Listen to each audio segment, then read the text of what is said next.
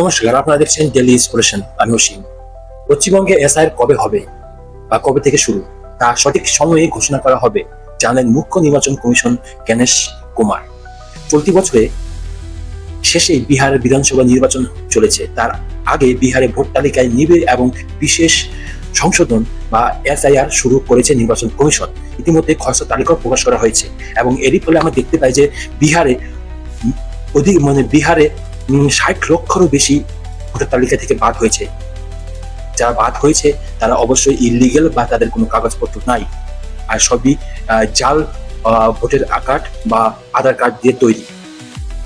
আর এরই মধ্যে আমরা দেখতে পাচ্ছি যে এরই চিন্তার ভাঁজ পড়েছে মমতা দিদির ওপর তার রাজনীতির ভবিষ্যৎ নিয়ে। কারণ যদি একবার কলকাতায় বা এই পশ্চিম বাংলায় যদি এসআইআর যদি শুরু হয়ে যায়, তাহলে দেখা যাবে যে কয়েক কোটিরও বেশি বাংলাদেশি বা মায়ানমারি ইলিগেল ভাবে বসবাস করে আছে, আর তারা শুধু ভোট প্রদান করছে মমতা সরকারকে, কারণ মমতা সরকার ওদেরকে রক্ষণাবেক্ষণ করছে।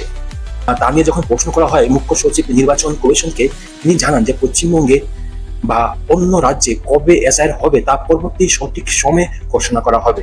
এটাও কিন্তু দিদির জন্য একটা সারপ্রাইজ, কিন্তু কবে হবে কিন্তু এখনো সঠিক জানাচ্ছে না। একদিন দেখবেন যে হঠাৎ করে শুরু হয়ে গেছে।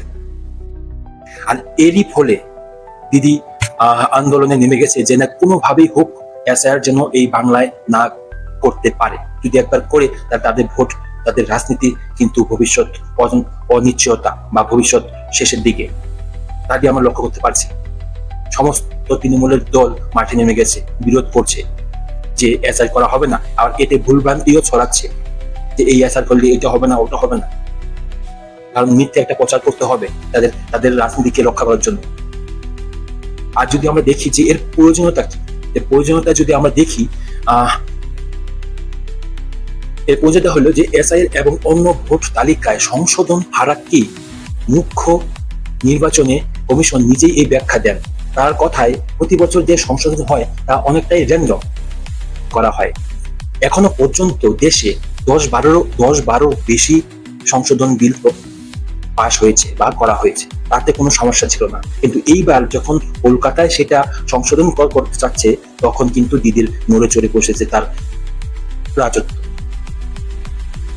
তো দেখি দর্শক, তো কেমন লাগলো ভিডিওটি অবশ্যই জানাবেন। আর আমরা দেখতে থাকি কবে এসআইআর কলকাতাতে হয় বা বাংলায় হয়, তো কি রেজাল্ট আসে তা আমরা দেখবো। ধন্যবাদ।